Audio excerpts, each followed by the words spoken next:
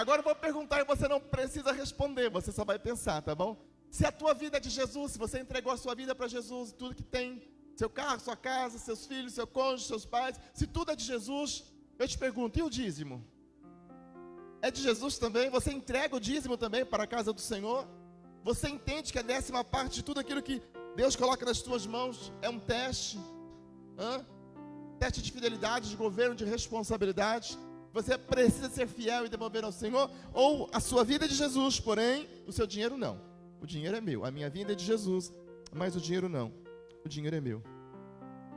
Tudo é do Senhor, nós lemos em Salmo 24. Diga, tudo é do Senhor. É dele. Tudo é dele. Coloca de novo para mim, 24:1. Ao Senhor pertence a terra e tudo que ela tem, o mundo e todos que nele habitam. Tudo é do Senhor. Amém? Tudo que tem na terra pertence ao Senhor. O ouro, a prata, o minério, o diamante, você, eu, tudo é do Senhor. Ageu 2:8, coloca para mim, por favor. Rápido, tem que ser rápido aí comigo, tá, meninos? Me ajuda aí. Minha é a prata, meu é o ouro, diz o pastor César. Não, ele errado? Vamos tentar de novo então. Minha é prata e meu é ouro, diz o irmão Leandro lá de Ourinhos. Não, também. Vou tentar ler certo agora. Minha é prata, de Ourinhos não, de Ribeirão Preto agora, no nome de Jesus. Vamos profetizar, né, irmão? Minha é a prata e meu é o ouro, diz quem? Só os pentecostais, diz quem? Peraí, se tudo que tem na terra é de Deus, irmã Rosiane, se a prata e o ouro é de Deus, por que eu preciso pegar 10% daquilo que vem às minhas mãos e devolver para o Senhor? Porque não é meu. Tudo pertence a quem? Tudo pertence a quem? Não é meu. Então eu preciso tão somente devolver aquilo que não me pertence. Levítico 27:30, por favor. É Gabriel que está aí, né? Vai lá, Gabriel. Vamos, Gabriel. Também todas as dízimas da terra, tanto dos cereais do campo como dos frutos das árvores, são de quem? São de quem, igreja? Você tem que me ajudar em nome de Jesus. São de quem? Santas a quem? Versículo 32. No tocante às dízimas do gado e do rebanho, de tudo que passar debaixo do bordão do pastor, o dízimo será santo a quem? O dízimo será santo a quem? O dízimo é do Senhor. É isso que a Bíblia está dizendo. O dízimo é do Senhor, não é meu. Tem gente que diz assim, Marcelo, eu vou dar o dízimo. Ninguém dá o que não é seu.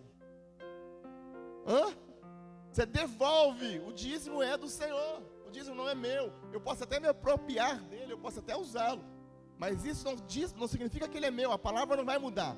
O dízimo é do Senhor. Diga, o dízimo é do Senhor. Então eu não vou dar, eu vou devolver. Diga para quem está perto de você, o dízimo não te pertence. O dízimo é do Senhor. E você precisa devolver ao Senhor. Por que algumas pessoas não devolvem o dízimo para o Senhor? Porque elas falam assim, é o meu dinheiro. É meu. É meu. Elas não entendem que tudo é do Senhor. Diga assim, tudo é do Senhor. Mais forte, tudo é do Senhor. Dízimo vem da raiz hebraica, eu posso errar a pronúncia, tá? Maser, que quer dizer a 10ª parte, que vem de 10, uma representação na cultura dos hebreus de teste, além de governo e responsabilidade de teste. Se tudo é do Senhor, por que Ele põe na minha mão? Para provar a minha fidelidade. Deus disse isso para Moisés, eu provo, com o objetivo de aprovar. Tudo é do Senhor, mas vem a minha mão como um teste. Se eu vou devolver aquilo que é do Senhor, ou se eu vou reter aquilo que é do Senhor. E o tema é, porque alguns dizimistas não prosperam, né? Diga comigo, por que alguns dizimistas não prosperam? Desliga para mim, filha, por favor, diga de novo. Por que alguns dizimistas não prosperam? Mas primeiro vamos ver porque alguns não dizimam, né? Porque se não dizimar, não tem como prosperar. Eu estou falando da prosperidade bíblica. É sempre bom deixar isso claro. Da prosperidade bíblica, que vem de Deus.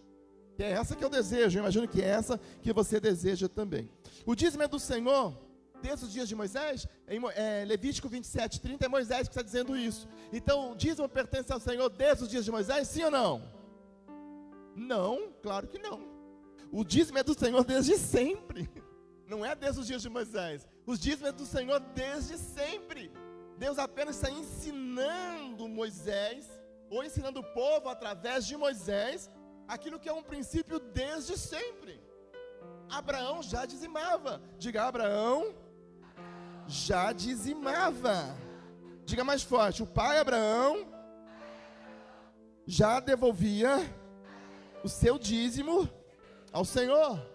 Nós não vamos ler de novo, a gente leu semana passada, Gênesis 14, 20, Abraão era dizimista. Diga assim, princípio. Diga assim, Jacó, neto de Abraão, era dizimista. Como é que Jacó era neto de Abraão, filho de Isaac? Jacó, filho de Isaac, que é filho de Abraão. Então Jacó, neto de Abraão.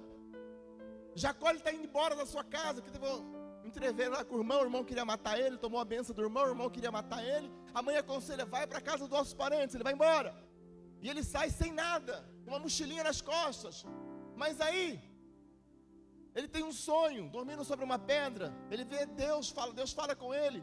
Os anjos sobem e descem por uma escada. Ele fala, Senhor, eu tomo uma posição a partir de hoje. Se o Senhor me abençoar nessa jornada, eu estou saindo sem nada, ameaçado de morte, eu sou um fugitivo hoje.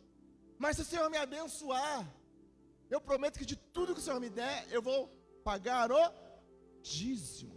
Quem ensinou isso para Abraão? Seu pai, Isaac. Seu avô, Abraão. Dízimo não é da lei, é um princípio bíblico. Abraão dizimava, e certamente ele ensinou o filho Isaac a dizimar, que certamente ensinou o princípio para o filho Jacó. E quando Jacó está perdido, precisando prosperar, ele sabia o caminho. Por que ele sabia o caminho? Porque o seu pai e seu avô ensinou. Ele falou, Senhor, se o Senhor me abençoar, de tudo que o Senhor me der, eu vou devolver o dízimo. Quem está comigo, diz, vocês estão entendendo esse negócio.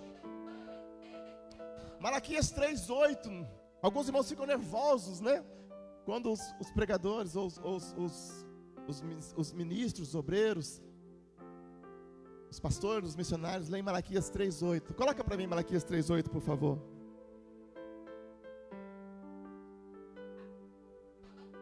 Roubará o homem a Deus? É Deus dizendo. Roubará o homem a Deus? Todavia vós me roubais e dizeis, em que te roubamos? Nos dízimos e nas ofertas. Algumas pessoas ficam nervosas. O irmão lá falou disso, me chamou de ladrão, porque eu não dizimo. É Deus que está falando, gente. Não é o irmão aqui, não é. É Deus, essa fala é de Deus. E Deus está falando com quem? Com os sacerdotes. O livro de Malaquias é direcionado aos sacerdotes. E Deus fala com os sacerdotes, povo dele.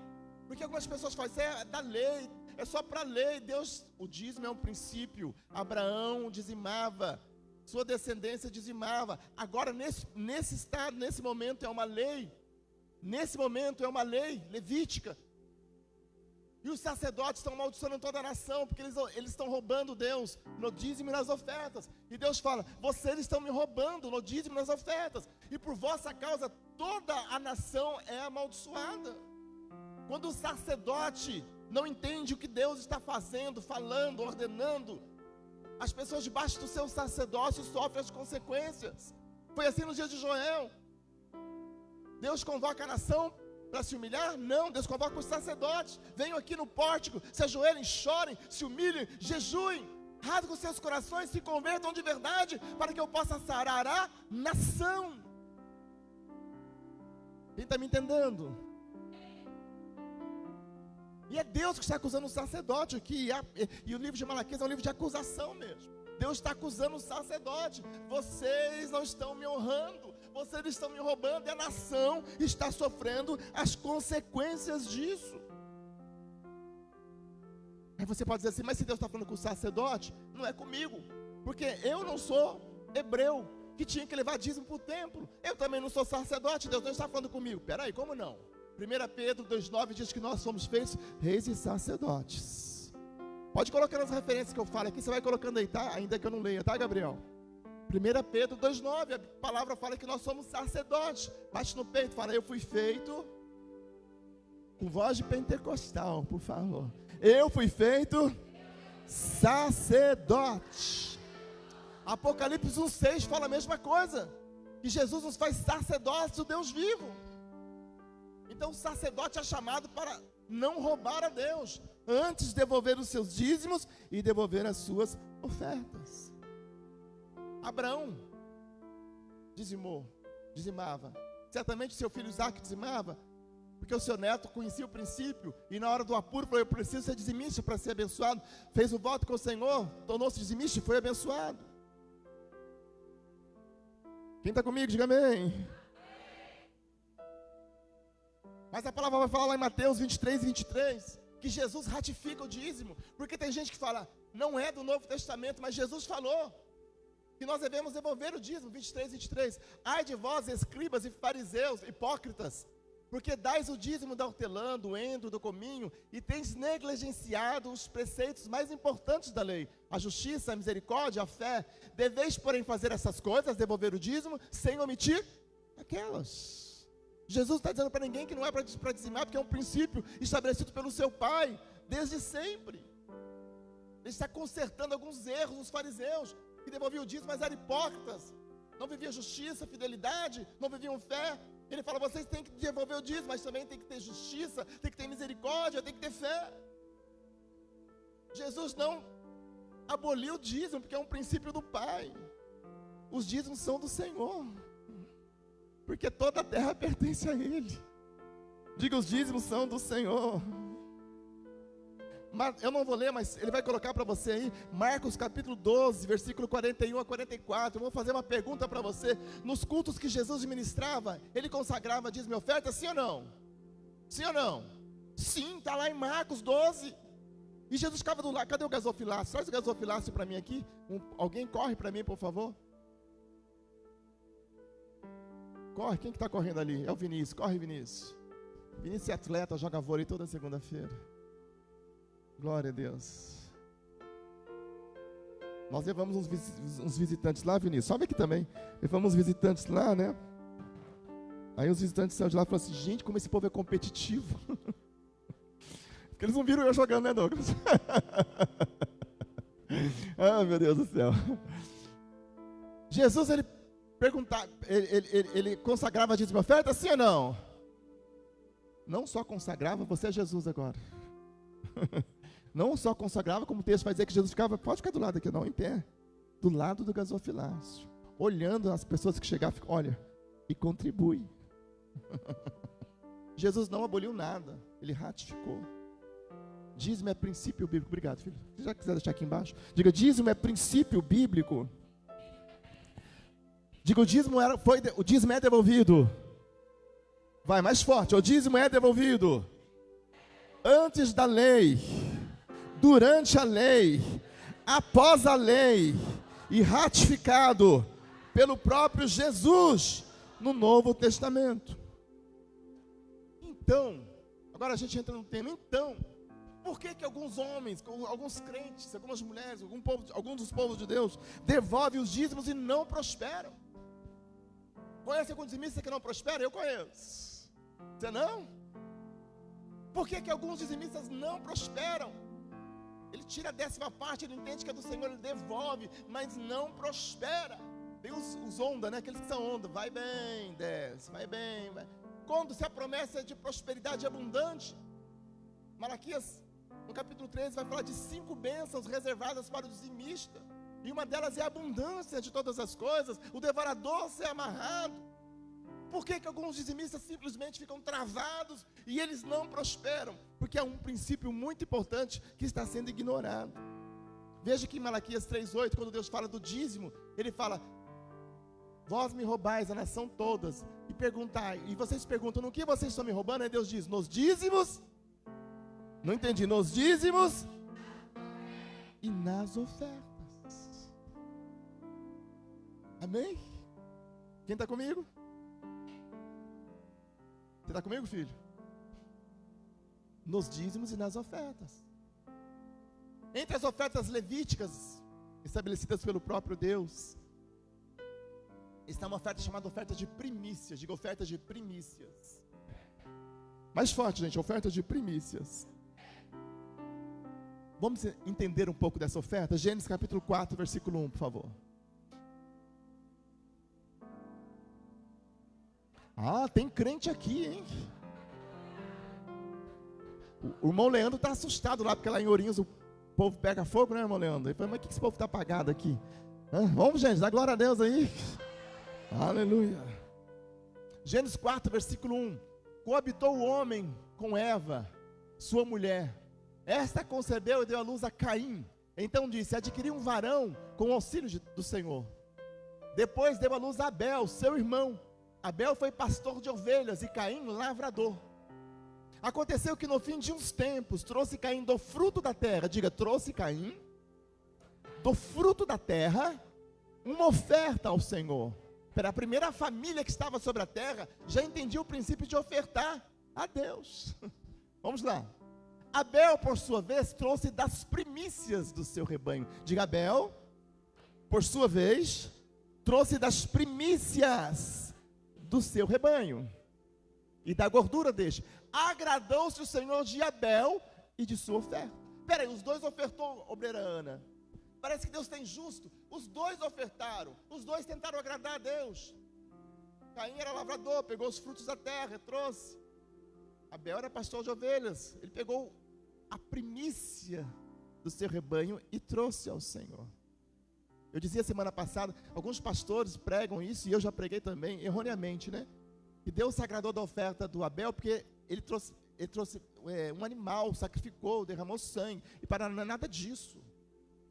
O texto é muito claro. Caim trouxe dos frutos da terra, mas Abel não. Abel, porém, trouxe das primícias do seu rebanho. O que é primícia? É os primeiros, é o melhor dos primeiros. Abel foi lá, olhou os primeiros, aí escolheu o melhor, e ele trouxe, e o Senhor se agradou da oferta de Abel. Caim ficou todo nervoso, todo revoltado, porque Deus respondeu com fogo a oferta de Abel. E qual foi? Não vou ler o texto, mas você pode ler na sua casa. Qual foi a resposta de Deus para Caim? Olha, se procederes bem, não é certo que serás aceito. Ele foi lá e trouxe, eu vou levar alguma coisa, mas Abel não. Abel falou, eu vou levar o melhor, eu vou levar a primícia para o Senhor. E Deus se agradou. Oferta de primícias é mencionado na Bíblia antes de dízimo, antes de oferta de holocausto, antes de oferta de manjares, antes de oferta pela culpa. A primeira oferta mencionada na Bíblia é a oferta de primícias, que quer dizer os primeiros, as primeiras coisas. Deus quer os primeiros. Deus quer as melhores coisas. Quem está me entendendo, diga assim, glória a Deus. Diga mais forte, glória a Deus. Por que tem dizimista que não prospera? Porque ele, não me entenda mal, tá? Mas vai ficar para ilustrar, assim, você entender bem. Porque ele está pagando uma taxa. É 10% que eu tenho que devolver? Ele está pagando uma taxa. Mas aquele que traz primícias, ele está separando o melhor, as primeiras coisas, e ele traz para o Senhor o melhor que ele tem, e o Senhor se agrada disso. Quem está me entendendo? Provérbios 3:9, por favor.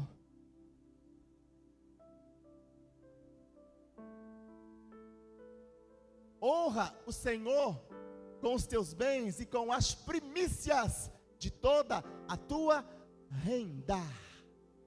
E se encherão, aí vem a promessa, e se encherão fartamente os teus celeiros, e transbordarão os teus lagares.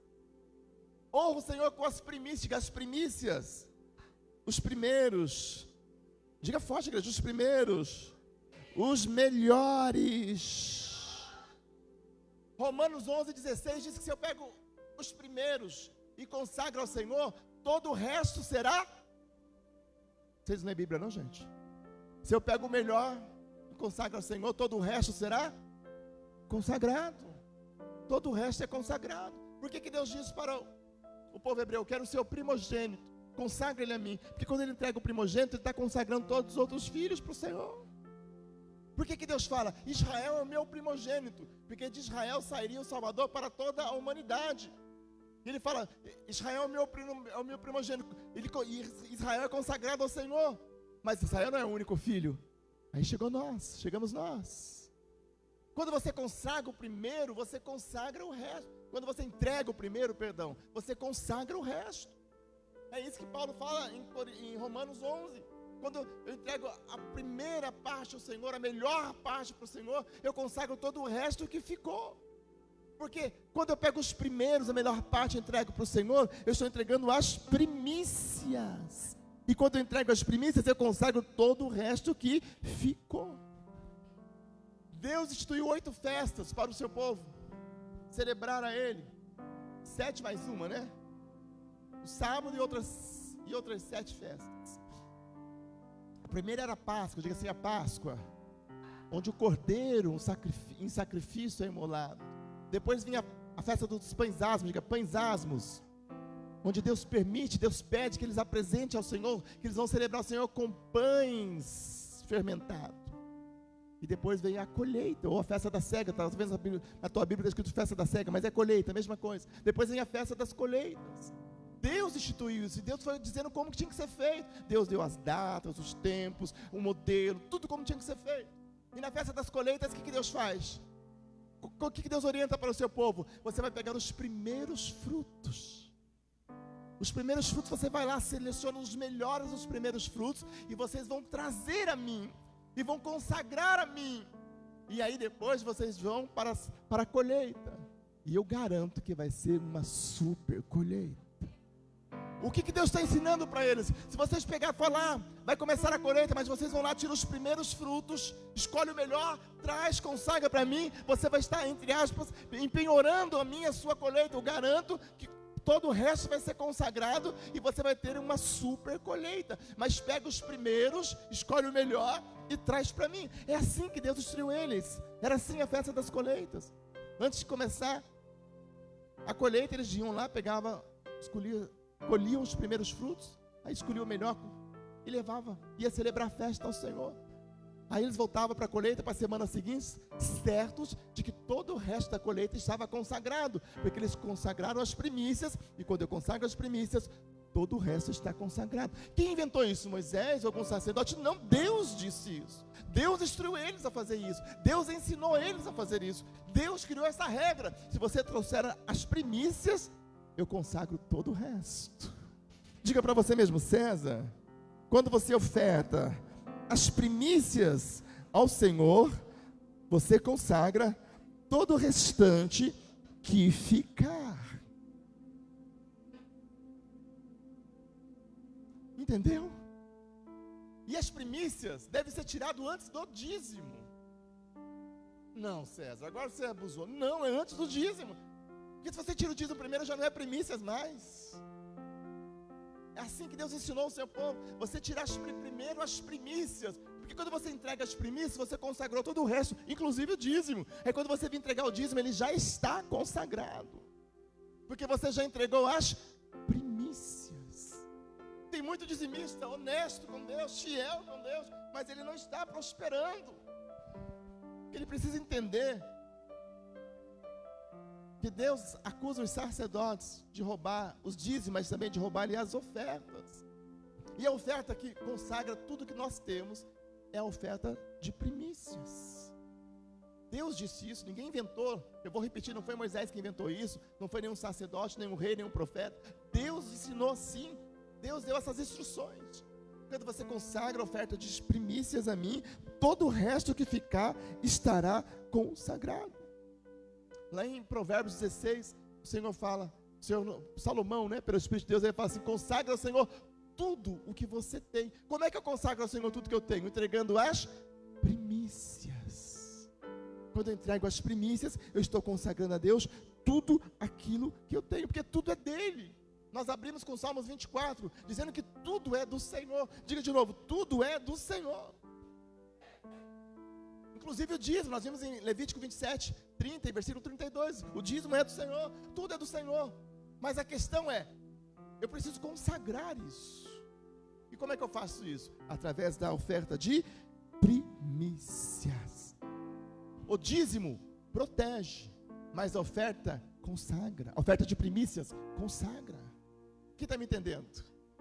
Tem muita gente que, eu repito, tem sido fiel, honesto com Deus, tem protegido, mas não tem consagrado.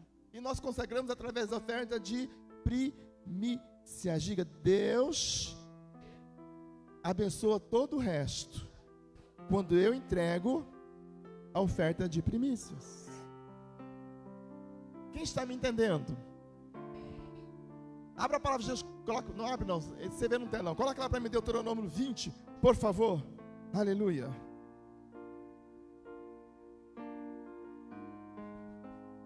Coloca lá no versículo 5, volta para o 1, pode ser para o 1. O que Deus está fazendo aqui? Deus está dando instruções para o seu povo para ir à guerra. E olha, a gente faz guerra todo dia, verdade ou mentira? Quem está travando alguma guerra aí? Irmãos, eu estou numa guerra, a questão pessoal aqui, da minha casa, da minha família, nós estamos numa guerra, essa guerra você não sabe, né? A gente está em várias guerras, você sabe que a gente está numa guerra, né, para que o Senhor restabeleça o missionário Arnaldo, e Deus está trabalhando, no nome de Jesus. Mas a gente está numa outra guerra, aí eu falo a minha família, mais restrita agora, eu com a minha esposa, com meus filhos, nós estamos numa guerra. A gente está sempre em guerra, porque a gente tem unção para derrubar gigantes. Ah, você não entendeu, gente. Eu vou dizer de novo. Sabe por que você está sempre em guerra? Porque você tem unção para derrubar gigantes. O apóstolo Paulo falou que Deus não dá ao homem nenhuma luta que seja sobre-humana, nenhuma luta que ele não possa vencer. Se você está passando uma luta é porque você pode vencer, e Deus está tão somente treinando você. Amém? Então, como disse o apóstolo Paulo, escrevendo aos Tessalonicenses, em tudo dai graças. Mas vou dar graça vou agradecer a Deus por causa do problema que eu estou passando, por causa da guerra? Não, apesar disso, eu dou graças ao Senhor. Apesar da guerra, eu dou graças ao Senhor. Apesar da luta, eu dou graças ao Senhor. Apesar da dificuldade, eu vou louvar ao Senhor, porque o Senhor está comigo, e não tem nenhuma luta sobre-humana, eu vou vencer. Amém. Quem está comigo, diga glória a Jesus. Nós estamos sempre em guerra, sempre em luta, e Deus está dando instruções aqui para vencer guerra, para vencer luta. E chama a minha atenção que Deus fala, quando Ele está dando instruções no versículo 5, vamos ler lá? 5. Os oficiais falarão ao povo dizendo: qual homem que edificou uma casa nova, comprou uma casa e ainda não a consagrou, vai, torne para a sua casa, para que não morra na guerra, e outro consagre a sua casa. Espera aí, Deus está dizendo o seguinte: se eu te der uma casa, consagre ela para mim, porque se você não consagrar, você perde ela, outro vai lá e consagra ela. Tudo é do Senhor e tem que ser consagrado ao Senhor.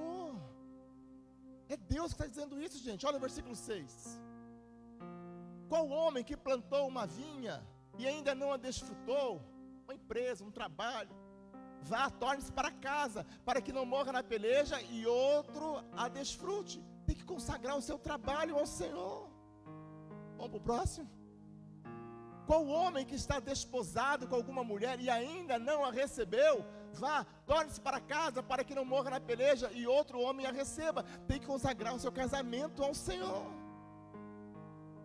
Tudo a gente tem que consagrar ao Senhor, porque Salmos 24 diz que tudo é do Senhor, e eu preciso consagrar ao Senhor.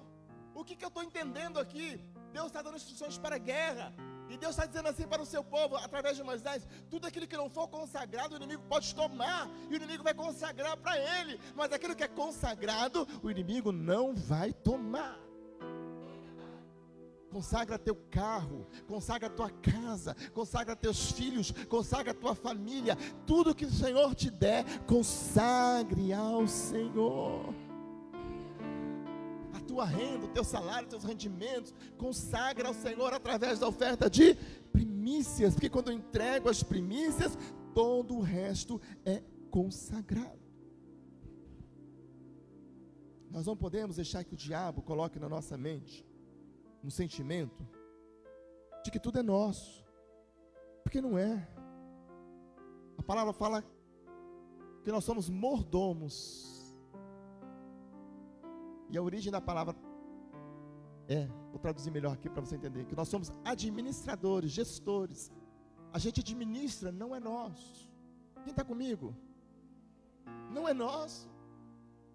Como disse Nó, não vim, não voltarei. E é isso mesmo. Não volta não, porque volta com uma peça de roupa, né? Mas a peça de roupa vai ficar ali, na cova. Sua alma vai sair sem peça de roupa nenhuma. Para o céu ou para o inferno, para o céu de Abraão ou para o inferno. Tudo é do Senhor. Mas às vezes a gente se apodera das coisas. Verdade ou mentira?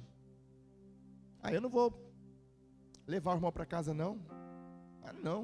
Vou colocar ele no meu carro. Não vou fazer uma célula em casa não. Vou receber gente estranha na minha casa. Você não tem nada. Não se engane, não deixe o diabo te enganar. Nós somos administradores. E Deus vai dar a cada um segundo a sua capacidade. Se você administrar bem, Deus vai te dar mais. Se você administrar mal, Deus vai te dar menos. Então administre bem. Porque a origem hebraica da palavra dízimo quer dizer governo, responsabilidade. Vamos falar disso na semana que vem. Governo, responsabilidade com aquilo que Deus coloca nas nossas mãos. Tem que administrar bem. Ostentar não é coisa de crente não, gente. Crente não compra por marca não. Duas coisinhas é igual, mas essa marca eu quero, porque essa marca, a marca que você precisa é o sangue de Jesus sobre a sua cabeça. É essa marca que nós precisamos. Claro, se você pode comprar, vai lá. Mas não ostenta não, isso não é coisa de crente não. Quem está me entendendo? Você pode ter uma casa melhor, que bom, um conforto pessoal para você, vai lá. Mas não na intenção de eu quero ostentar alguma coisa, não. Tudo pertence ao Senhor. Então eu tenho duas gravatas igual, só que essa aqui custa R$50, aquela outra ali custa R$1.600. Sim, tem gravata de R$1.600. O presidente da república esses dias estava com uma de R$1.600. Nada é nosso. Nada é nosso. Vai ficar penduradinho aqui do mesmo jeito. Para que ostentar?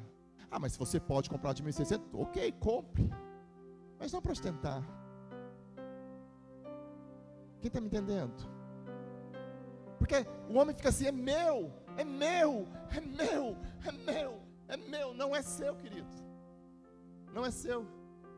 Salmos 24:1, vamos voltar para lá. Tudo é do Senhor. A terra e tudo que nela contém pertence ao Senhor.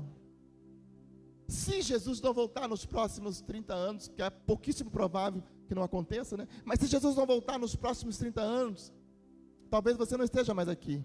E essa casa que você diz que é sua, esse carro, a esposa, o esposo, o filho, você diz que é seu, não será mais. Verdade ou mentira? Não será mais. E se você morrer jovem e tiver uma esposa bonita, ela vai casar de novo. Se você morrer jovem e tiver um marido bonito, ele vai casar de novo. A Paula nem dorme direito, preocupada. Ela fala, Senhor, não pode me levar porque meu marido é muito bonito, se eu morrer.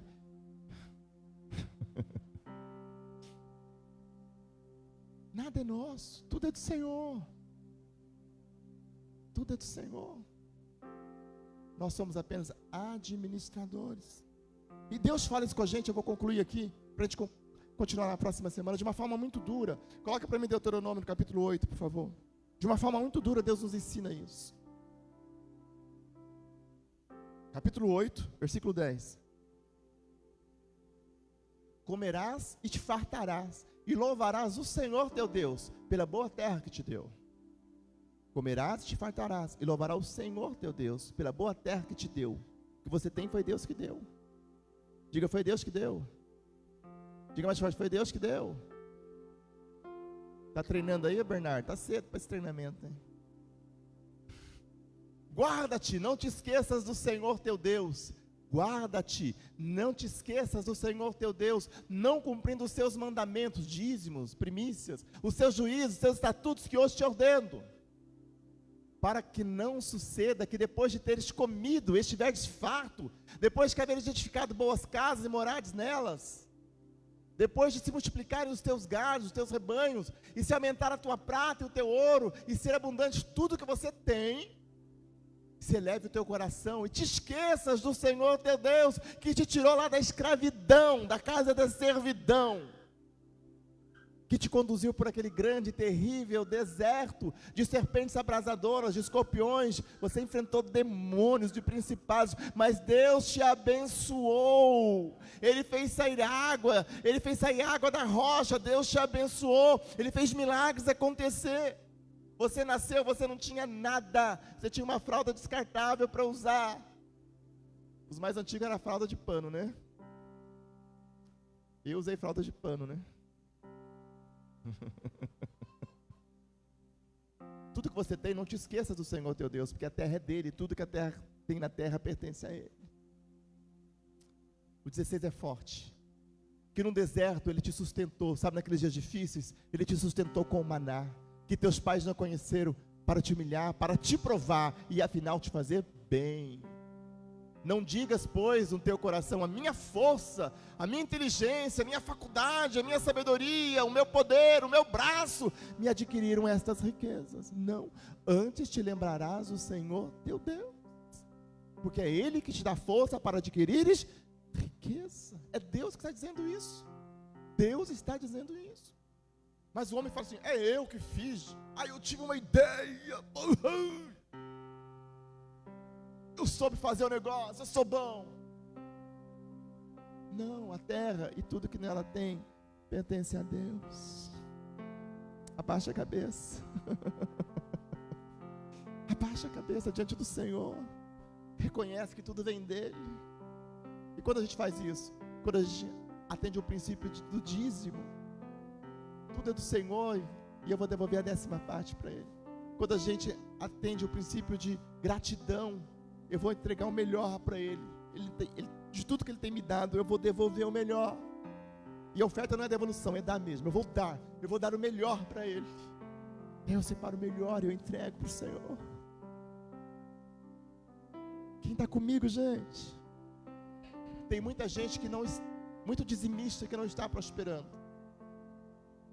E a minha primeira orientação para você, semana que vem vou dar a segunda, é essa: devolva oferta de primícias, porque quando você pega o melhor dos primeiros frutos, você consagra tudo ao Senhor. Quem está comigo? Aí você consagra todo o restante ao Senhor. Antes de devolver o dízimo, separa a oferta de primícias. Depois você separa o dízimo, separa primícias, depois você separa o dízimo. Você vai estar consagrando tudo ao Senhor. E Deus fica responsável. O próprio Deus ensinou isso através da festa das cegas, a festa da colheita. Pega os primeiros, escolhe o melhor, me traz, que eu consagro para você todo o resto. E aquilo que Deus consagra, o diabo não pode colocar as suas mãos. Amém?